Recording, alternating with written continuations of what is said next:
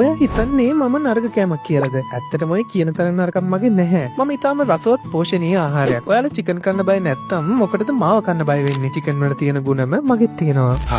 රැවටුණා නේද? ඔයා හිතන්නේ මම නිකම්ම ෆැන්සි කෑමක් කියලාද? ඔයාගේ දිව රවට්ටන්න මට පුළුවන්. මගේ තියෙන්නේ මස් අඹරලා රසායනික විස සහ ලුණු මිශ්‍ර කරලා කෘත්‍රිම සමක් තුල සිර කරලා නැවත පණ දුන් සොම්බි ආහාරයක්. මං ඔයාගේ ඇඟ ඇතුළට ගියාම කරන දේවල් දන්නවනම් ඔය ජීවිතේට මාව කටේවත් තියන්නේ නැහැ. මගේ ඇතුළේ තියෙන අධික සෝඩියම් ප්‍රමාණය ඔයාගේ රුධිර පීඩනය එකපාරට මියල් නංවනවා. ඒකෙන් ඔයාගේ හදවතට දරා ගන්න බැරි තරම් පීඩනයක් එනවා. මම තමයි සයිලන්ට් කිලර්. ලෝක සෞඛ්‍ය සංවිධානය WHO එක මාව වර්ග කරලා තියෙන්නේ පිළිකාකාරකයක් විදියට. මාව ප්‍රොසෙස් මීට් තරයට වැටෙන්නේ මාව හැදෙන්න පාවිච්චි කරන නයිට්‍රේට්ස් සහ නයිට්‍රයිට්ස් නිසා. මේ ඔයාගේ බඩවැල් වලට කිහින් පිළිකා ඇති කරනවා. ඔයාගේ දිවට මම රස වුණාට මගේ ඇතුළේ තියෙන අධික ට්‍රාන්ස් ෆැට්ස් සහ සැචුරේටඩ් ෆැට්ස් ඔයාගේ රුධිර නාලවල කොලෙස්ටරෝල් තැම්පත් කරනවා. ඒකෙන් හෘද රෝග සහ ආඝාතයන එක මම සහතික කරනවා. මට ඔයාව වැබ්බැහි කරගන්න පුළුවන්. මගේ ඇතුළේ තියෙන සැඟවුණු සීන සහ කෘත්‍රිම රසකාරක නිසා ඔයාට මාව කන්න ආයෙත් හිතෙනවා. ඒක හරියට මම ඔයාගේ ශරීරය පාලනය කරනවා වගේ. ඉතින් දැන්වත් තේරුණාද මම මොන තරම් භයානක කෙනෙක්ද කියලා? මාව කණ එක නවත්තලා ඔයාගේ ඇඟට හොඳ දෙයක් ගන්න. ඒක තමයි ඔයාගේ සර්වයිවල් එක.